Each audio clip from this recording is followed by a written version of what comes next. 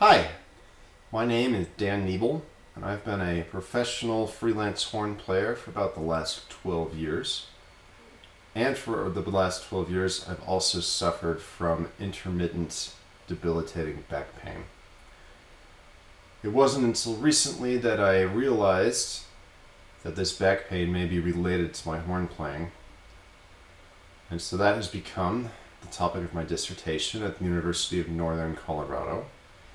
And this presentation takes my background as both a musician, a yoga instructor, and also a personal trainer into account to talk about posture, which is a subject that I think a lot of horn players, they touch on briefly but don't really delve into deeply.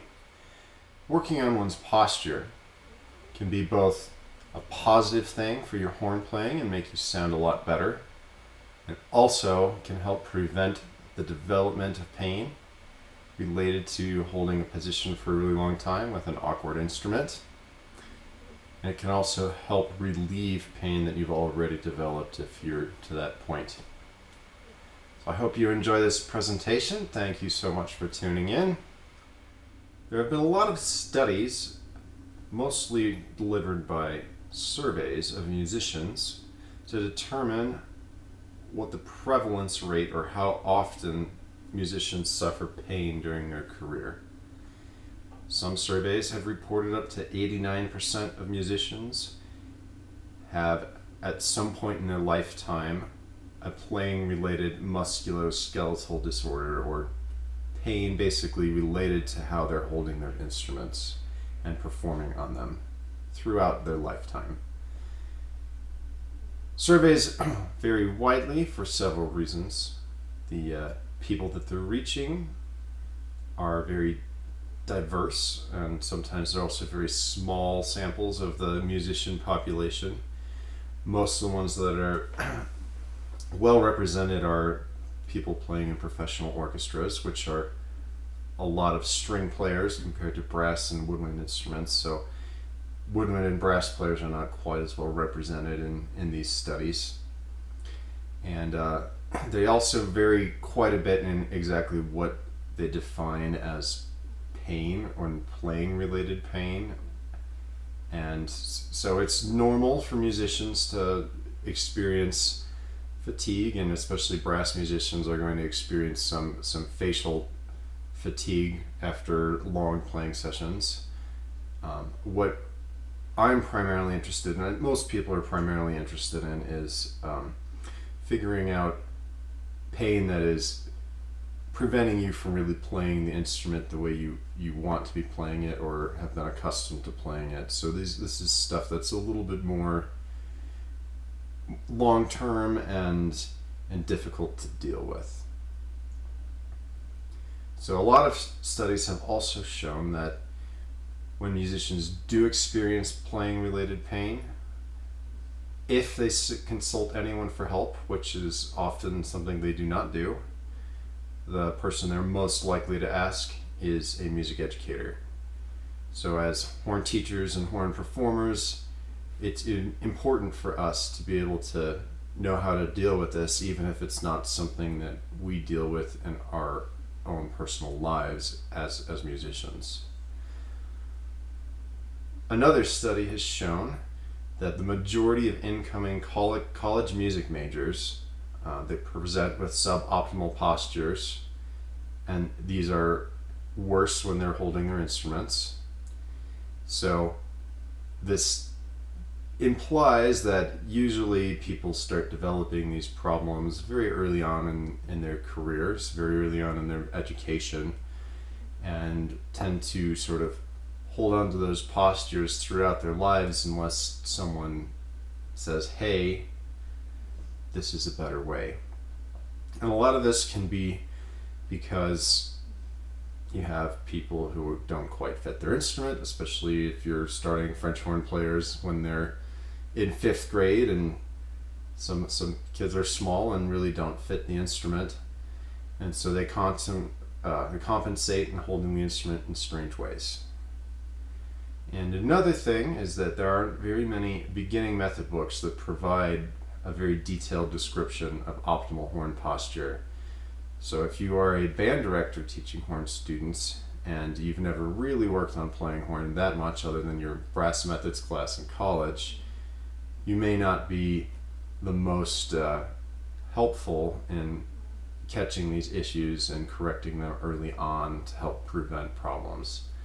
So these are some of the reasons that a lot of musicians tend to have some issues and some pain throughout their lives. And the good news is, if you know what you're looking for, they're actually pretty easy to fix, pretty easy to find a better solution. So there have been a few studies that are just primarily focused on brass musicians or hornists. The most thorough comes from the University of North Texas Musicians Health Survey data set. And this was analyzed and published by Chesky, DeVroop, and Ford in 2002 in the journal Performing Medical Problems for Performing Artists. And it comes from a much larger set of all different musicians. The intent in distributing the survey was not just for hornists, it was for more than that, it was for everyone. But we are able to have a nice set of data from several different horn players, and it tells us some really interesting things. So the most significant things that in this study was that women were much more likely to report pain, and usually that pain was also at a higher intensity than men. And I think there's probably two reasons behind this. Most women tend to be a little bit smaller than men, and the instruments were designed and developed when women tended not to be considered good material for playing brass instruments. Luckily, that is not the case anymore, and we have got about a 50-50 split down men and women being represented as horn players. But the instruments that we have come from a legacy where being of smaller size and they were not necessarily designed for women. So because the instruments are too large for them, there is more likely for them to develop issues in holding the instrument and playing for long periods of time.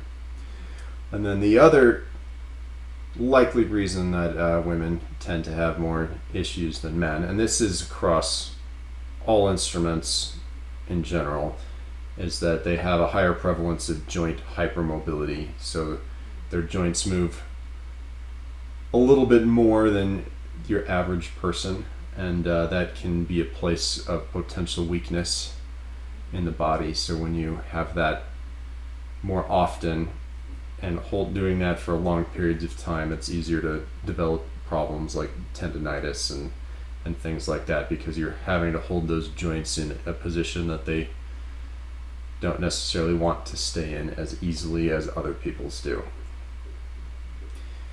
So the most likely places for horn players to experience pain were in the lower back and in the left upper side extremities. So your left arm and shoulder and wrist and hand, all of those areas had about 15% more issues with pain, and a lower back had about 20% issues with pain across the whole spectrum of horn players. So as I said, most studies of musicians' pain are not specifically focused on horn players. I am currently conducting a survey that is, and my goal is to get as many horn player responses as possible. I would like to invite you all to join me in taking this survey.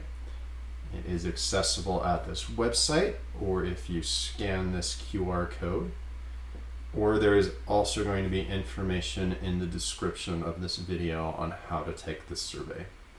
It'll take you approximately 15 minutes or probably less if you don't have a lot of pain issues you want to talk about.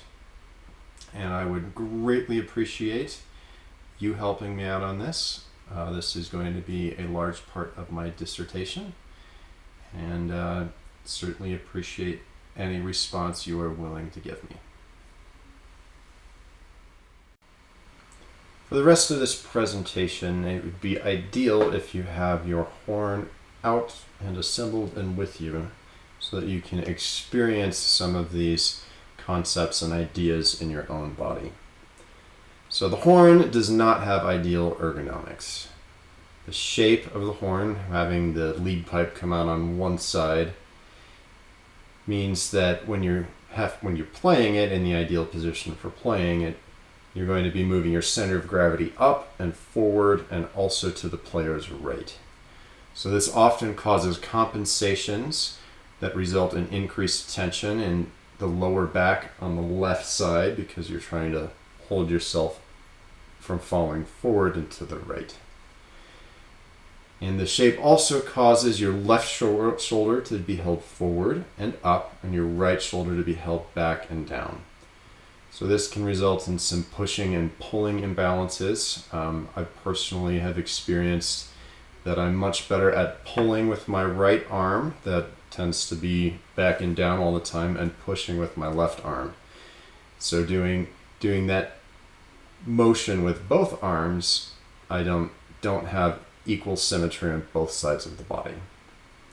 And then the final thing that is a big cause of issues with your left arm, wrist, and hand is using the pinky ring on your instrument to hold up the weight of the horn.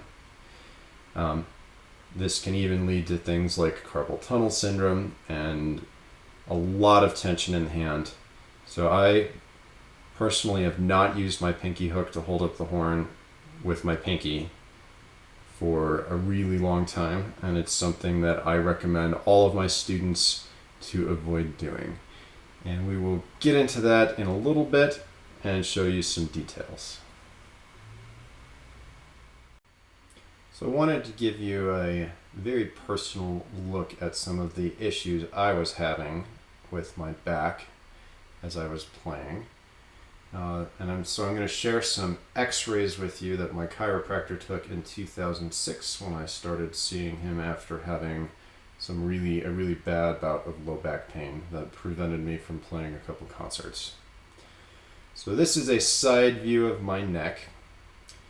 Ideally, the spine should have an S curve, and the neck should be curved this way. You can see how the bones up here want to be laying that way a little bit more, and you can see that my neck is really straight here and not ideal. I'm a little bit forward with my head compared to my spine. You generally want to have your head balanced over your spine.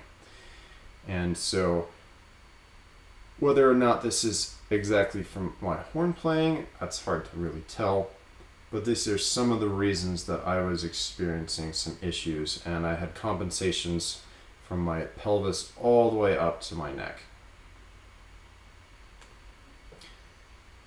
This is a front view of my neck and upper chest area.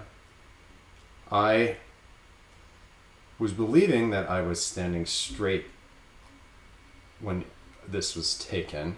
You can obviously tell that there's a little bit of a bend side to side going in my neck and spine here. You can see that my right shoulder is quite a bit up from my left shoulder. So this is called scoliosis when your spine, when you're looking at it from the front or the back, has some curves to it. It should ideally be straight up and down. And on either side it should be symmetrical and even. You can tell that this is higher than this and a slightly different shape, which also probably tells me that there is some twisting going on in my spine as well when you've got these two different shapes here.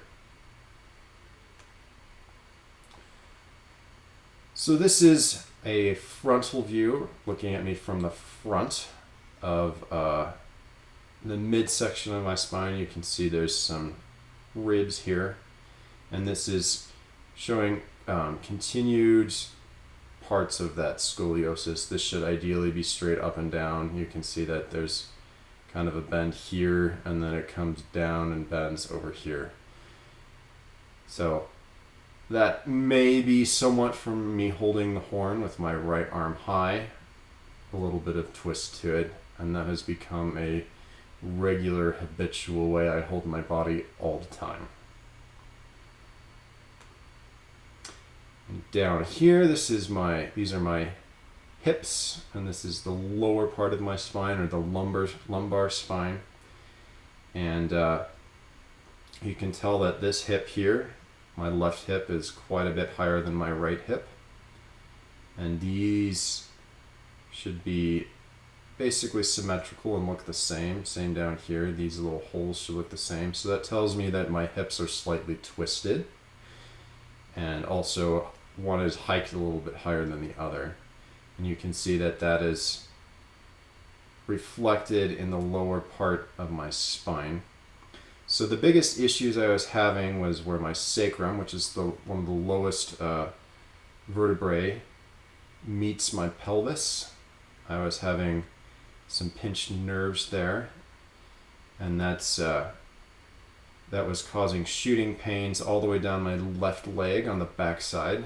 So if you've never heard of that, that's called sciatica and is quite unpleasant. I was also experiencing numbness and tingling because of that. And so the lower part of my spine has, the discs have compressed quite a bit.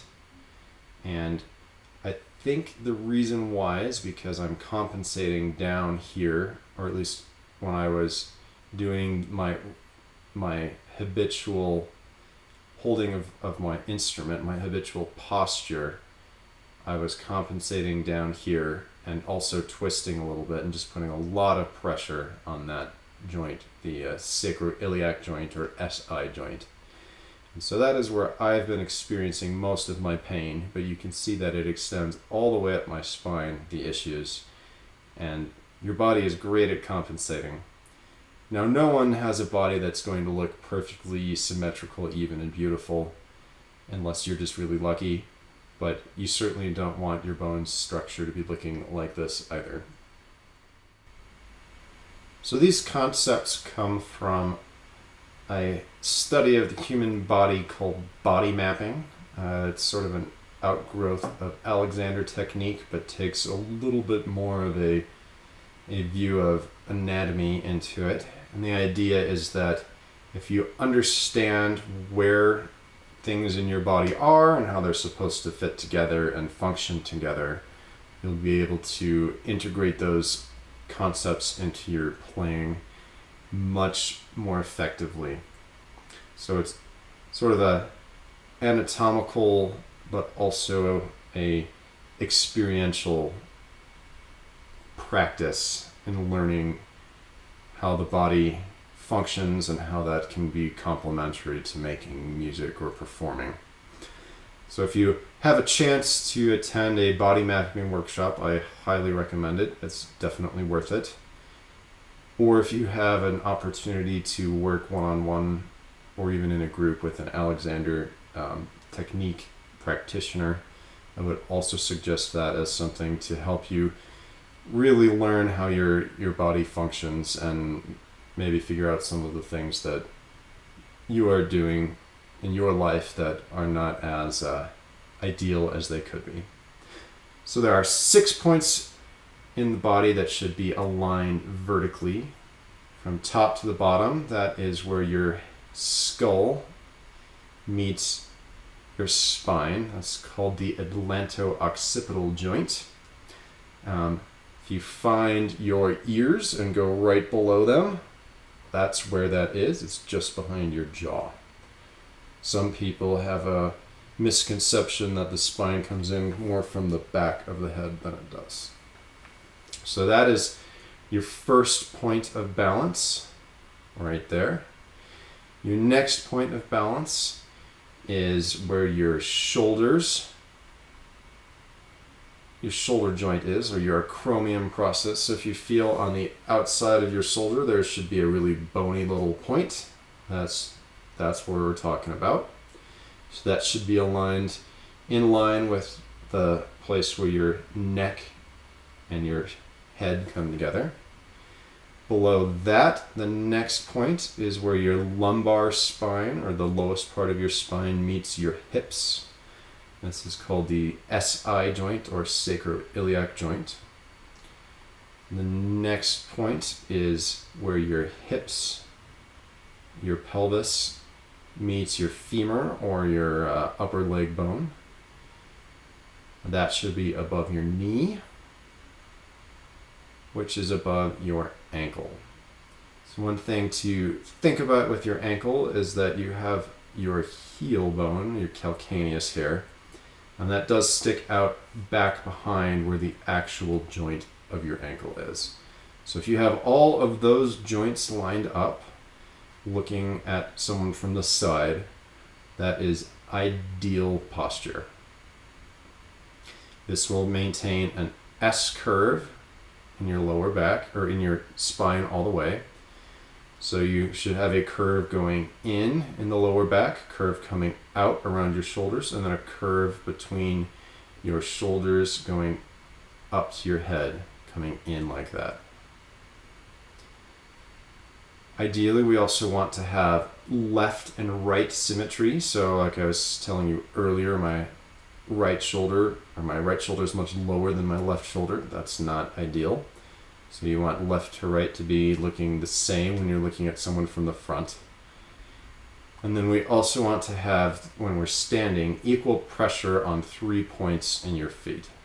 So this joint right here, where your big toe comes into the rest of your foot, where your pinky toe comes into the rest of your foot, and then also your heel. We want 3 points of pressure on that. So when you are seated,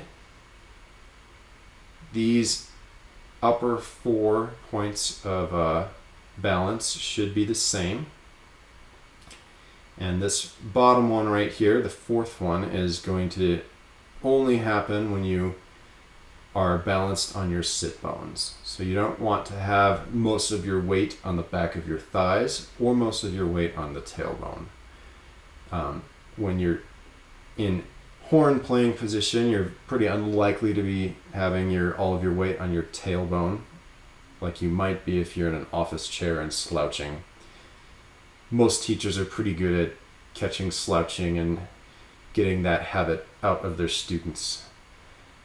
The more likely thing is I'm very proud and feel like I have great posture, and I overcompensate by moving my hips so that all of my weight is on the back of my thighs. That is a pretty normal and pretty often seen posture when you're sitting, and that is not ideal because it's going to put a lot of pressure on your lower back.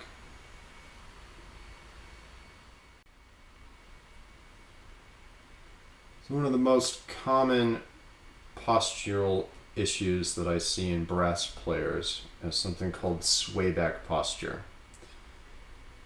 So this woman here on the left is a great example of swayback posture is.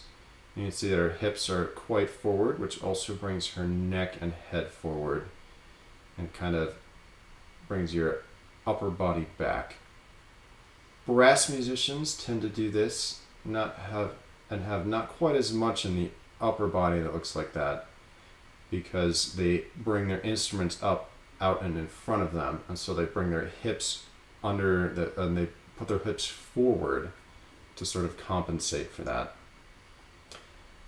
Another really common thing to see with that is hyperextended knees, or locking your knees. I'm sure you've been told not to lock your knees, and this can cause you to pass out if you hold them that way for a long time and then move. I've seen that happen in the military, unfortunately. And so we look over here and see the neutral posture, where all those 6 points do line up really well. So this is a lovely picture of me playing the French horn while I was in the Air Force. And I had a nice stripe going up my leg, so you can tell that I am not standing straight. This should not be coming in at that angle, and that my hips are thrust forward and underneath the horn to hold it. So there's quite a bit of a not curve, but tension in my lower back because I'm doing this. And you can see that my head is coming forward just like hers. So this is a posture I see in almost every brass instrumentalist who hasn't thought about it, and especially an instrumentalist who spent some time marching. It's sort of the let's be really proud and bring our chest forward and sit up really straight if you're sitting up, or stand up really straight if you're standing up, that idea. And when that comes back into your regular horn playing, well, it can lead to some issues.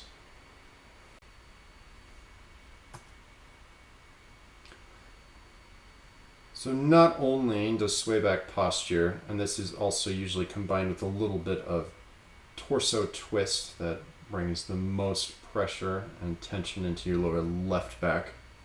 Not only is that an issue because it can lead to problems with pain, it's also something that physiologically prevents you from breathing the best that you can. And the reason why is something called muscle reciprocal inhibition. So I want you to envision bringing your hand to your face. You're bending at the elbow. And the way you do that is your biceps muscles, the biceps are in your upper arm on the inside, flex. And this allows you to raise your forearm up. And if you want to extend your arm or put it out straight in front of you, what does that is something called the triceps, which are on the back side of your arm, that those flex and then bring your arm down and away and straighten your elbow. So biceps and triceps work as a pair, and if the biceps are flexing, the triceps have to be relaxed, and vice versa. When you decide in your head and your brain sends a signal to those muscles to do that, they send two signals. One to say, hey, triceps, relax, and the other to say, biceps, please start flexing. So that's the idea of reciprocal inhibition. So if you think about that in your lower back, when you have sway back posture and you have a very, very high amount of tension in your low back, like your low back muscles are about as tense as they can get, you're saying to those muscles, be really tense, and the ones in the front, which are your abdominals, some of your abdominals do cross your hips and go into your and connect into your legs to bend at the pelvis. You're saying to those muscles, you should not be flexing at all because our back muscles are already really tense. So when that happens, you're actually going to be preventing a little bit of exhalation, because those muscles in the front, the abdominal muscles, are part of the muscles that really control exhalation. So it does hinder your ability to breathe as deeply and controlled as you possibly could. So I was taught that, and always believed that was great posture. I went through many, many years of fine teachers not changing that for me.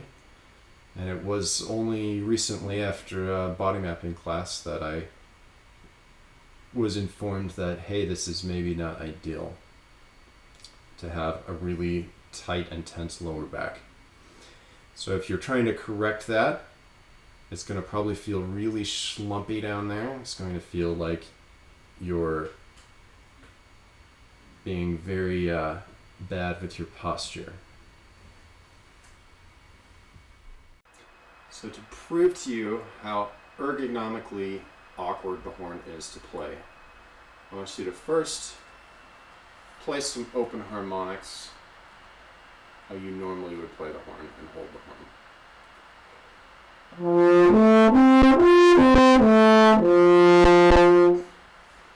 Now, try flipping the horn over so you're holding it in your right hand, and your left hand is in the bell. And I want you to feel how weird this is.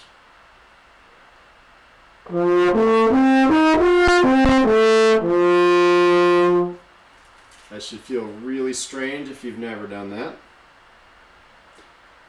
And now you can tell just how unbalanced your body is and just how used to holding the horn in this manner you are.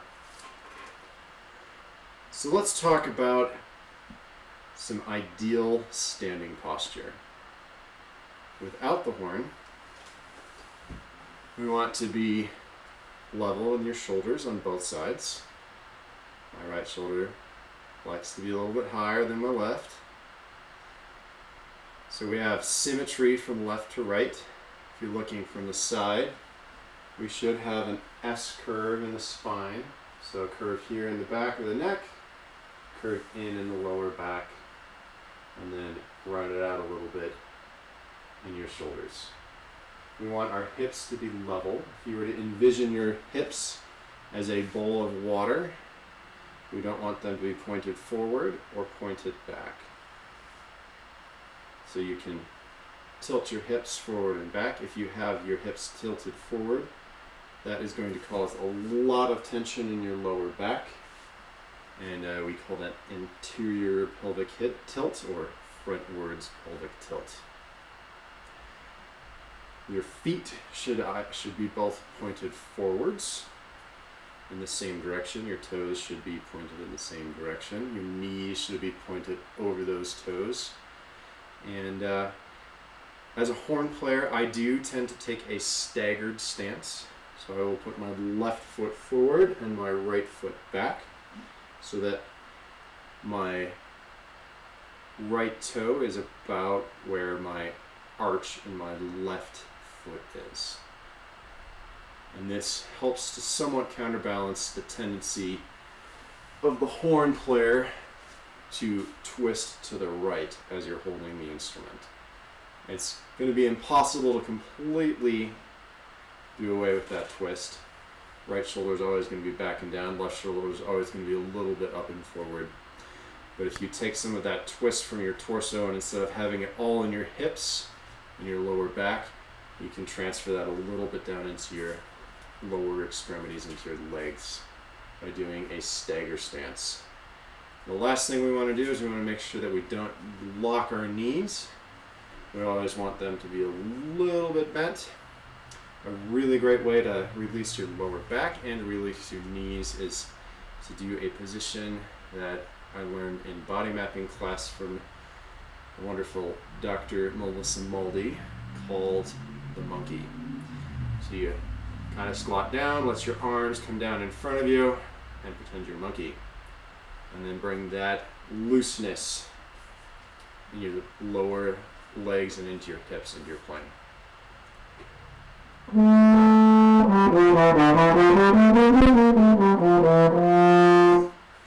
So I would encourage you to try that out. Try some of those concepts out with your horn playing. Try being tight, and then also try letting it be loose. Another thing to consider is that your posture should not be static. It should be dynamic. You can have movement right, left, forward, back. We don't want a ton of that movement, but you need to feel like you can have some movement and be free to play your instrument. So let's talk about seated posture. So ideally, you want your hips to be above your knees when you're seated. Now, since I'm 6'8", it's impossible for me to do that in most chairs.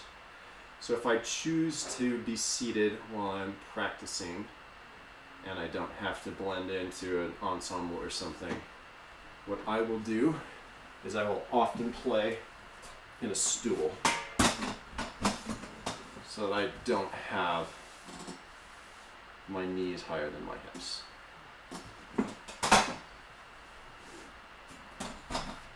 But in a rehearsal or something like that, it's kind of impossible to not be in a chair that is a little bit on the low side for me. Some of you may have the opposite problem, where if you sit down and you sit back, your legs are dangling. So options for that is always adding a foot block or something like that. Anyhow, our upper body, we want it to be the same 6 points of balance that we had when standing. So right under our ears, over our shoulders, where our spine meets our hips, and then down into your sits bones. So let's find your sits bones, lean back and forth, and we're looking for 2 points of pressure going right straight down into the ground. And we want to balance our head and our spine right over that. So what I used to do with my seated posture was I would sit really far forward, beyond my thighs rather than my sits bones, and play like this. I have a lot of pressure in my lower back. I'd often move forward, which probably brings even more pressure down there. And it's also inhibiting my ability to breathe low down in my abdomen. So now I balance on my sits bones, release my lower back. This feels really schlumpy to me since I've been doing proud seated posture for years. And bring my horn to my face. One really important concept with posture is you always set your posture first and bring your instrument to you. One thing I see in a lot of students is they bring their head forward to their mouthpiece. So I want you to try this with me. Find a good posture, and I'm going to sing a note. And then I'm going to bring my head forward, my head back, turn my head to the side and the other side. And as I do this, you will hear different sounds of my voice. So, when it's going to be the most resonant, beautiful, and easy is when I'm in balance. Try this out with me.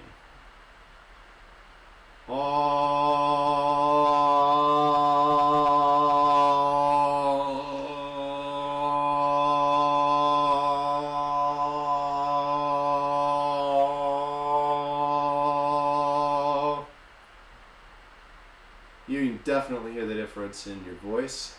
I guarantee you can also hear it in your horn. So if you ever notice yourself bringing your head to your horn instead of your horn to your head, if you can change that one aspect of your playing, it will improve your tone quality like that. So this is an example of a horn player that brings his head to the instrument and how he wants to play it. You can see his head is coming down and forwards compared to his spine. So, don't get me wrong, he sounds fantastic, but just wanted to show you an example of bringing your head to your horn rather than your horn to your head. So, the question that everyone always asks, do you put your horn bell on your leg or not?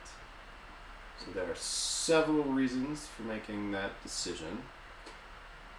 For me, my primary reason is since I'm really tall, it is impossible for me to put my horn bell on my leg and play the horn well.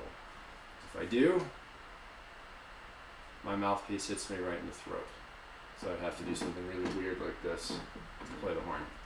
You don't want to be scrunching down to one side or anything to get your horn, your face on the horn in the ideal position. So I've always been, for pretty much since I've been tall, I've always held the horn off of the leg, like so. I personally think you get a little bit of a better sound allowing the bell to ring, but for me it is primarily an issue of, well, it just really doesn't fit very well. I suspect that most people don't actually fit their horns in a way that it's really just very easy to put the horn on the leg and then bring it up. So if you sit up straight, put your horn on your leg, and then bring it up and find that it is really low, one solution to that would be to get a foot block something like a guitar pedal, a classical guitar pedal can be really helpful if leaving your horn on your leg is something that is really important to you. There is also a thing it's like a plexiglass cup that sort of clamps onto the bell that you can do to sort of raise it up. I think that's a little bit less helpful because it will probably tend to dampen a ring on your bell a little bit if you do use that. But that is out there if you choose to do so. So let's talk about your left hand. So hands, all of their joints like to move at once. You're either grasping, so you're curling your fingers together and bringing it into a fist, or you are spreading your fingers and making them flat. So as your hands go out and you have straight fingers, you also tend to spread your fingers. So those are the two main movements of the hand. So we want to not have both of those movements going on at the same time. Now if you use your pinky hook, you're always going to be spreading between your ring finger and your pinky. And then if you're also using that to hold the weight of the horn quite a bit, you're automatically introducing a lot of tension into your forearm and your hand. So I do not use a pinky hook. I have not used one for years. The solution for me right now is this little strap. This one's made by Osman. It's got Velcro on it, so you can adjust how it fits on your hand and adjust how it fits onto your instrument. There are some other great ones out there, like the clutch strap, and I'm sure there are plenty of other things that you can find and look for. This is something I recommend all of my students get, and I recommend them never to put their pinky in the pinky ring, because spreading it and holding the weight of the horn like this, all that's going to do is introduce tension here, because you are telling your hands, I want you to bend and curl and also straighten and spread at the same time, which they don't want to do. So hand position, we should always have the tips of our fingers as close to the end of the levers as possible and be pressing straight down. So we have a curve in every single joint. So curve in the first one, second one, and a little bit here as well. I do see a lot of people tend to play with flat fingers like this. That's going to not only introduce tension and potential pain in your hands in the future, it's also going to reduce your dexterity and your ability to move the bells quickly and precisely. So if you find that going between notes, you are having issues with things, that you might explore your hands and whether you are pressing straight down on the levers, and if you have some extension or some straight fingers going into the equation as well. So the next place to look at is your wrist. Ideally we want our wrist to be straight while we're holding the horn. We don't want it down underneath like this. That is another way that you can introduce tension into your hand and your wrist. And we also don't want it to be going this way or this way. It should be straight. In order to hold the horn well, we probably want our elbow slightly out to the left, but more vertical than horizontal. If we're out here, that's going to cause some tension in your shoulder and some tension in your wrist. So straight wrist on the left hand. So on the right hand, the way I hold the horn is I balance the bell on the far side. So if we're looking at the bell and this is 12 o'clock, I'm holding it right about 2 o'clock, probably between 1 and 2. I balance it on these 3 knuckles. And most of the weight is in my right hand. I also want a straight wrist here. The tendency of a lot of people is to kind of let your hand come down and across and your elbow down.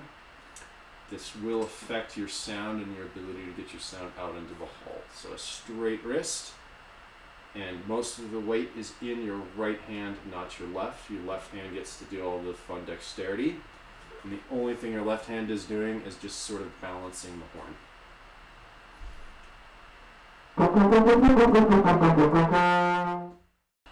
So another topic that is almost never ever covered with horn playing is shoes. So your feet are amazing, but we've been cooping them up in foot coffins all of their lives. So your feet, where your feet touch the ground, that's your foundation. And that's going to affect everything throughout your body, including your breathing. Now, for the ladies out there, I know that high heels are sort of an expected thing. If you are raising your heels and coming up on your toes, granted you're not going to be standing like this all the time, but it is going to bring your hips forward and probably put a lot of pressure on your lower back. And then you do that and add a horn to it, all that's going to do is make that even more tension in places that you don't normally carry it. So my recommendation is, if I were choosing to have nice dress shoes and I were of the sex where you generally have high heels, I would avoid them personally. I know that's not something that everyone is going to be able to do or want to do. So my other recommendation would be, if you don't regularly practice in high heels and you've got something coming up that's important, or you will be standing in high heels or even sitting in high heels, you should definitely experience that beforehand. So spend a few weeks where you do some work practicing in the shoes that you plan on performing in. So if you're not familiar with this video, you should definitely look it up, because she sounds fantastic playing the Siegfried's horn call. But we can see that we got some nice high heels there. And just look at her spine and how curved it is, especially in the low back. And notice that her hips are definitely forward of her shoulders, and her head is also coming forward. So that is the posture that you are sort of forced into when you do wear high heels. It's something you certainly can do as a horn player, but if you want to use your body's natural abilities to its fullest, it's something you may want to choose not to do. Thank you for watching this video. I hope you learned something from this that can help you in your teaching and maybe your playing. I would encourage you to check out my website, www.danniebelmusic.com, and if you would like to reach out to me, there are ways you can do that there. And I would love to have a conversation with you, or maybe give you a little lesson on something if you are interested. Thank you for tuning in.